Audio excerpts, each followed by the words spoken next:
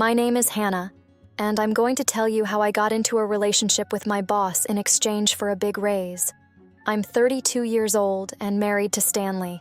I always thought that my marriage to Stanley would be the kind of story that would last forever. We met in college, and from the first time we met, it seemed that everything I'd ever been looking for was right there, within reach. Stanley is the kind of man who seems to have his life together. He works in an accounting office, always focused, meticulous, and responsible. For years, he was my base, and I was his. We married early, and soon life took its course. We bought our house, a small, cozy townhouse in the suburbs of Pasadena, California, and little by little, we built the life of our dreams. But over time, things began to change. It wasn't that Stanley had changed, or that he had stopped loving me. I knew he still loved me. But something inside me seemed to be fading. I knew things were different. But no matter how hard I tried, I couldn't explain how I felt. The routine, the work, the daily commitments. Everything seemed to consume the energy we used to share. I was losing something inside me, something vital, and I didn't know how to get it back. That's when I started working for Toby Lancaster. I met Toby through a mutual friend. He's an entrepreneur, the owner of a technology company, and he needed someone to help him with the administrative side, with scheduling and, well, with his day-to-day routine. I was beginning to feel that my marriage wasn't fulfilling me anymore, so I accepted the job offer with a certain amount of hope, although I wouldn't admit it even to myself. Toby lives in a huge house in a more remote area of Los Angeles. The house is modern, but not cold, as many people think businessmen's houses usually are. It has a cozy feel, with beige and wood-toned walls, minimalist furniture, but with details that make it comfortable. Toby's office is a large room with a huge window overlooking the garden. Natural light pours in throughout the day, and there's always a soft scent of fresh coffee in the air. He's the kind of man who likes to work from home, which unknowingly ended up creating a different dynamic between the two of us. From day one, Toby was polite, but always with a touch of closeness, as if there was something more in his gaze, something that couldn't be said, but that was felt. I arrived at work every morning, with Stanley dropping me home to the office, as usual, and entering that house of Toby's, which, little by little, began to make me feel something I hadn't felt for a long time. He's charming, not just because of the way he looks, but because of the way he behaves. Toby has a way of being that catches the eye effortlessly, with a calm, deep voice and a confident, but at the same time, not arrogant posture. He's intelligent, much more so than I imagined. His mind seems to be always ahead, working on 1,000 things at once. But what really got me was the way he looked at me. It wasn't just any look. It wasn't the kind of look you give a person you're working with or just talking to. It was different, more engaging, as if he was analyzing me deeply, as if he knew more about me than I knew about myself. For the first few days, I tried to ignore that. Toby was paying for my work, and as far as I knew, my life was in order with Stanley. I was faithful. I was committed. But somewhere inside me, something began to change. One morning, he asked me to stay after work. It wasn't often that he did that, but the way he said it, the smile at the corner of his lips, something in that gesture made my heart beat faster. "Hannah, would you mind staying a little longer today? I need help with an important report," he said, his eyes fixed on mine. It was something simple, but at that moment, the way he said it seemed to carry a weight of meaning. I was tired. I knew Stanley would be waiting for me at home, but there was something about Toby that made me want to stay. "Sure, no problem," I replied, trying to keep my composure, but feeling my voice shakier than usual. We worked together until late that night. The room was quiet, only the soft light of the desk lamp illuminating Toby's face, who, although focused on the computer, couldn't take his eyes off me.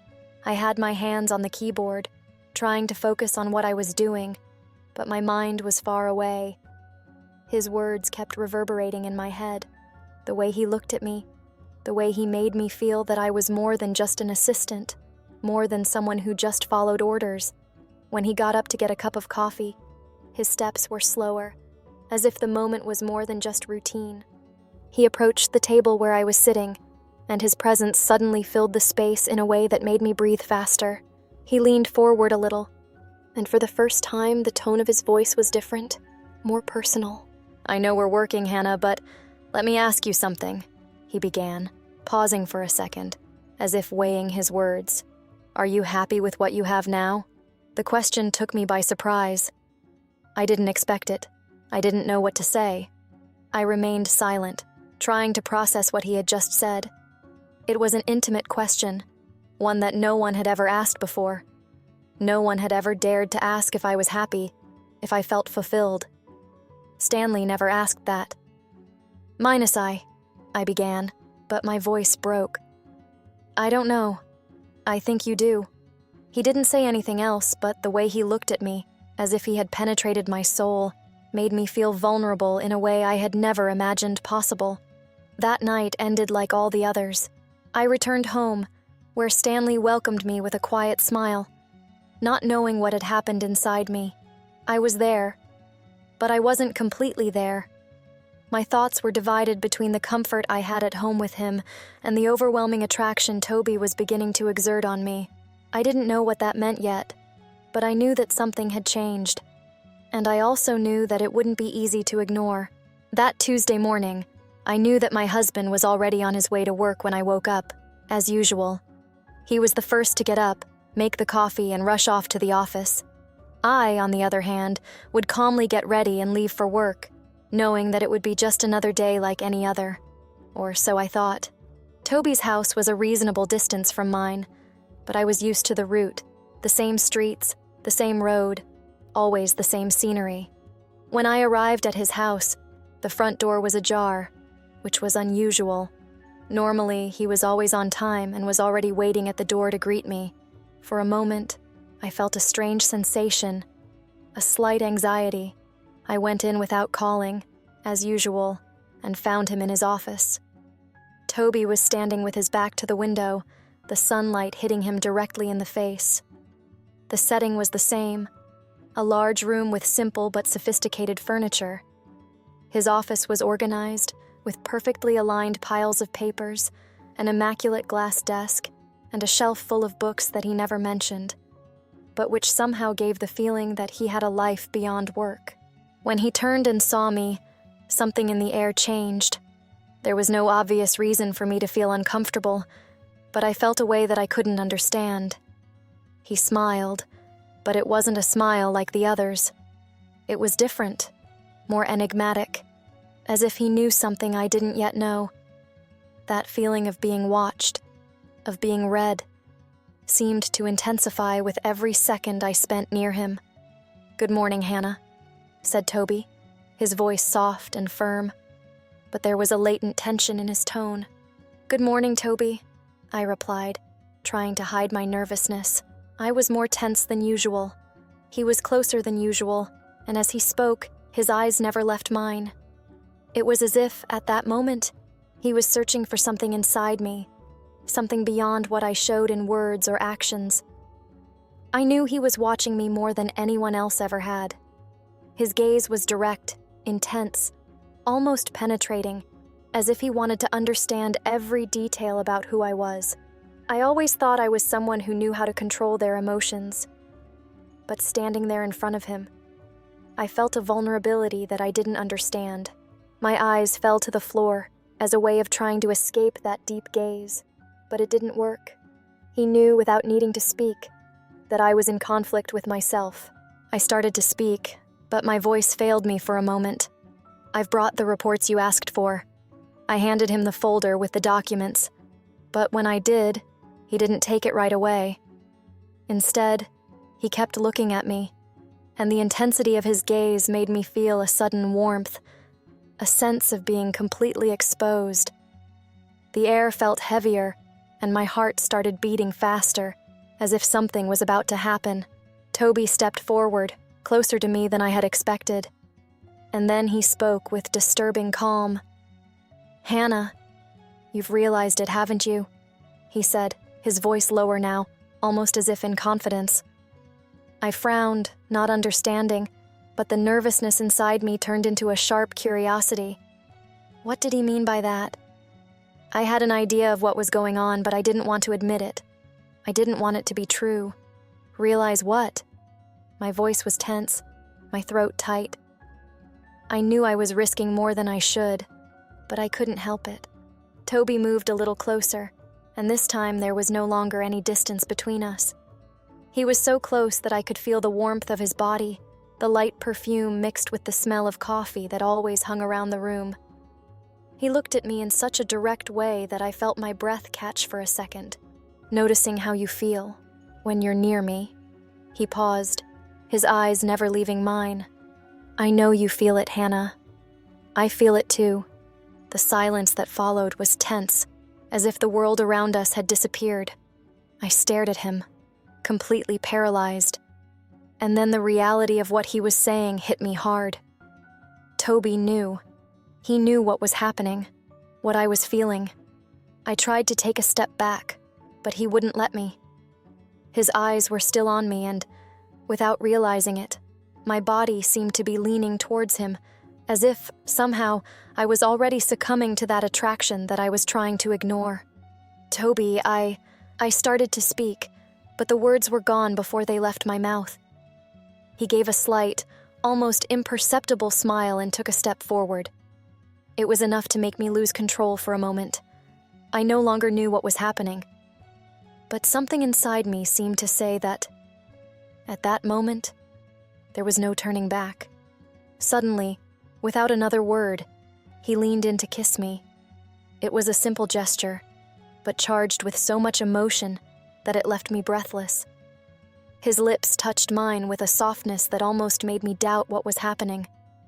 But when his tongue touched mine, a wave of desire washed over me, and, in an instant, everything else disappeared. I didn't think about my husband anymore. I didn't think about anything but Toby and how he made me feel. The kiss was brief, but intense. When he pulled away, my lips were still trembling. I couldn't speak. I couldn't do anything. I was lost in that moment, lost in the feeling of being alive in a way I hadn't felt for years. The warmth inside me was something I had never experienced before. I know what you're feeling, he said, his voice husky, now closer than before. There's no reason to deny it, Hannah. I was speechless, just breathing deeply, trying to process what had just happened. Toby watched me, unhurriedly, as if waiting for me to react. I knew that what was happening was wrong, that I was heading down a path of no return. But at that moment, I didn't care. There was something about Toby that made me feel wanted in a way that Stanley never could. And as much as it destroyed me inside, I couldn't help it. I just couldn't. That Friday morning, I woke up still feeling the sensation of Toby's kiss on my mouth. The heat, the urgency, the desire that I had tried to ignore, but which now seemed to have taken over every cell in my body. I couldn't understand why, all of a sudden, my life was becoming a line between right and wrong. Stanley, my husband, trusting me, waiting at home, and me, lost in the arms of another man. I got out of bed, trying to get away from the whirlwind of thoughts, but I couldn't. Toby's smile, the way he looked, the way he felt. Toby's smile, the way he had looked at me that morning, the softness of his hands. It was all consuming. I was on the verge of committing something I couldn't take back, but a part of me craved it, craved Toby in a way that was impossible to ignore. Stanley had already left for work. I still had time to try to breathe, to try to think about what was happening. But even before I got to work, I knew that something had changed. The air seemed denser, charged with something I didn't know how to deal with. When I entered Toby's house, the familiar smell of fresh coffee was in the air, and I found him in the same place as always, in front of his computer. The living room was illuminated by a soft light coming in through the window, and the silence in that large, modern house seemed deeper than usual. My every move echoed, and I couldn't help but feel as if I was being watched at every turn. Toby was sitting in his chair, his eyes fixed on the monitor, but as soon as he heard me enter, he raised his head. His eyes locked onto mine, and that feeling of being completely exposed, vulnerable, came over me again. There was something in his gaze, a mixture of desire and certainty, that sent a shiver down my spine. He knew what had happened between us, just as I did. "Good morning, Hannah," he said, his voice soft, but with something else in it. Something I didn't know if it was trust or desire. He didn't get up to greet me, but his eyes followed me, as if asking me to take the next step. I didn't know what to say. What could I say? How could I explain to him or to myself what was happening? I couldn't hide my feelings any longer, and I knew he couldn't either. The silence that followed was heavy with tension. "Are you all right?" Toby asked, breaking the silence, but his question didn't seem simple. It was a probe, an attempt to understand where I was, emotionally, and what was really going on inside me. He knew I was torn. He knew I was trying to resist. I couldn't look at him. I stood there in the doorway, feeling the weight of my choices, and he, in front of me, with that look so intense that it made me feel as if there was nothing else around us. Just the two of us. At that moment, in the same house, but with such different worlds. "I don't know what's going on," I said at last. My voice faltered at first, but I managed to complete the sentence, although it was more of a whisper. Toby stood up slowly, walking over to me. Every step he took seemed to increase the distance between reason and perdition. He stopped in front of me, and I felt his presence invade the space. The tension was palpable, and I knew he wasn't going to wait any longer. The decision was about to be made, and it wouldn't be any easier afterwards. "You know what's going on, Hannah," he said, and this time his voice was firmer, deeper. "You feel it. I feel it. We can't ignore it any longer. We can't go back anymore." He put a hand gently on my shoulder, and the feel of his touch made me shiver. He was so close, almost as if he could hear the rapid beating of my heart, as if he knew I was on the verge of giving myself away. I wanted to take a step back.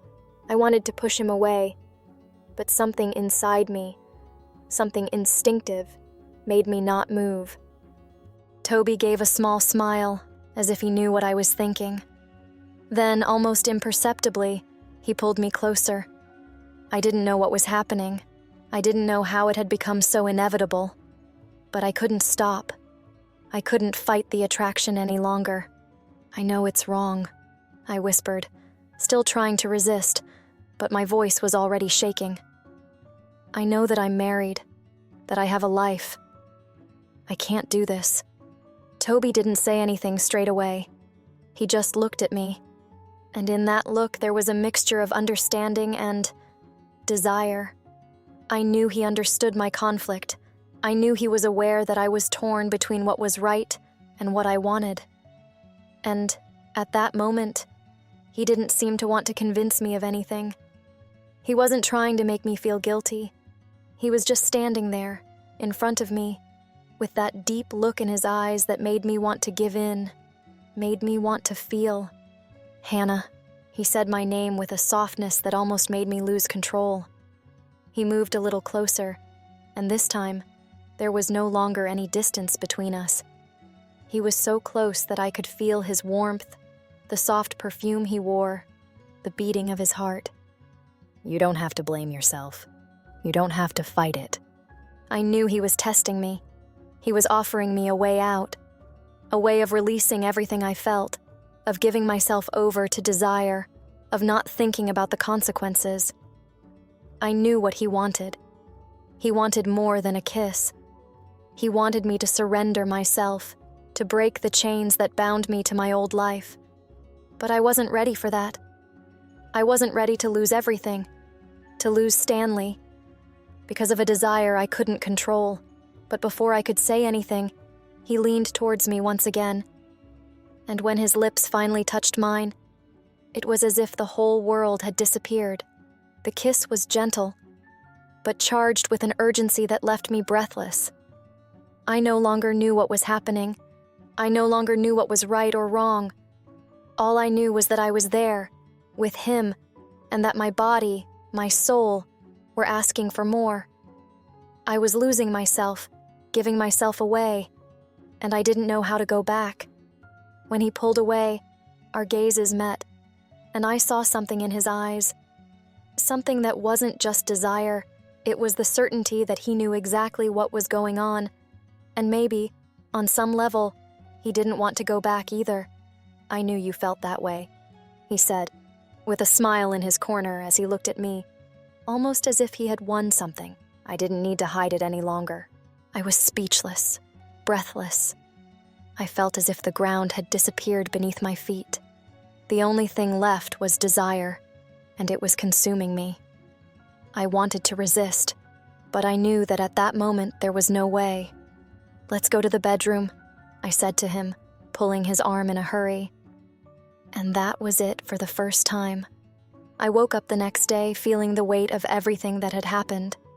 My body still bore the traces of the kiss with Toby, and my mind was filled with a mixture of guilt and desire. Stanley had already left for work as usual, and I was alone again. But this time, the feeling of loneliness seemed different. Not only was I missing my husband, but I was also missing myself. Every thought seemed to push me further into an abyss from which I didn't know how to escape. When I arrived at Toby's house, the anxiety was taking hold of me even more intensely. I knew it couldn't go on. I knew that what I was doing wasn't right, but at the same time, the attraction, the desire I felt for him was uncontrollable. I no longer knew where love ended and desire began. Toby's house was silent when I entered. The smell of fresh coffee hung in the air, but there wasn't that sense of calm I usually felt. This time, everything seemed charged with tension. The rooms were colder, the house emptier. It was as if the atmosphere was reflecting what I was feeling inside. An internal war between right and wrong, between what I knew was my responsibility and what I wanted so intensely that it made me lose my mind. Toby was in the living room, sitting on the dark leather sofa, his laptop open in front of him, but his eyes were fixed on me, waiting. He didn't need to say anything. The mere fact that he was there, with that patient gaze, but loaded with unshakable certainty, made me feel even more lost. There was no hiding what was happening between us. There was no going back. "Hannah," he said, his voice low, but full of an intensity that I could feel in every syllable. "How are you feeling?" I looked at him, but I couldn't answer straight away. I was afraid to admit what was going on inside me. I wanted to say that I was sorry, that it was all a mistake, that I needed to leave and get back to my life. But when I looked at Toby, all I felt was the need to be closer to him, to give in even more to the desire he had awakened in me. I started to speak, but my voice failed me. I wanted to run away, but at the same time, there was something in me that couldn't go away. I don't know what's happening to me. I don't know what I feel anymore. Toby stood up slowly, with impressive calm, as if he knew exactly what was going on inside me.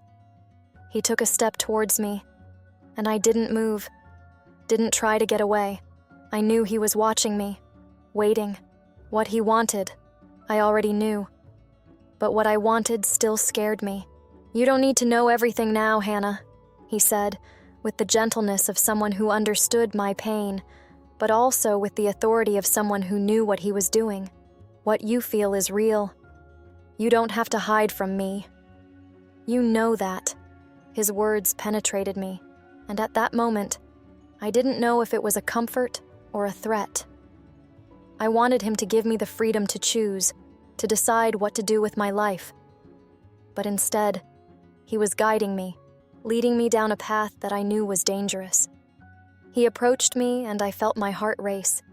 His every move, his every word, seemed to drag me to a place where I could never go back. And deep down, I knew I didn't want to go back. "Toby," I whispered, my voice shaking. I don't know if I can do this. I don't know if I can stay here between you and Stanley. I'm lost. He came closer, his eyes fixed on mine. And as I looked at him, the confusion inside me dissipated for a moment.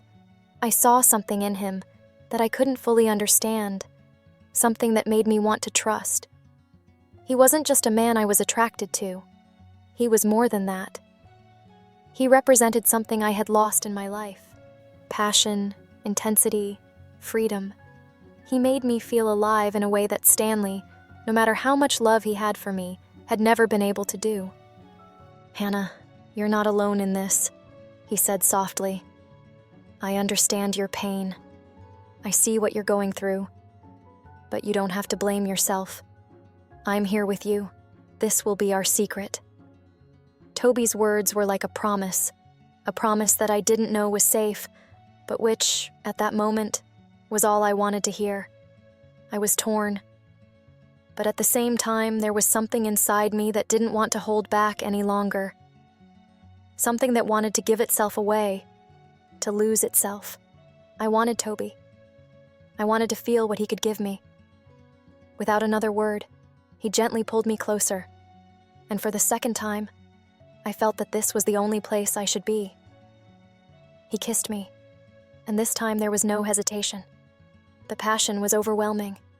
His lips made me forget everything that was happening. I gave myself over to the kiss, to the touch, to the feeling of finally giving in. "There's no going back, Hannah," he murmured, his words a realization, a truth that we both knew was already sealed. I knew that when it was over, there would be pain, there would be consequences. But at that moment, I didn't care. All I wanted was more, and when it happened again, I knew I was leaving behind a part of me that would never come back. I didn't know what would come next, but in that instant, I gave myself over completely. And all I could feel was the promise of something I would never have again with Stanley. It's not over yet. Click on the cards and continue with us.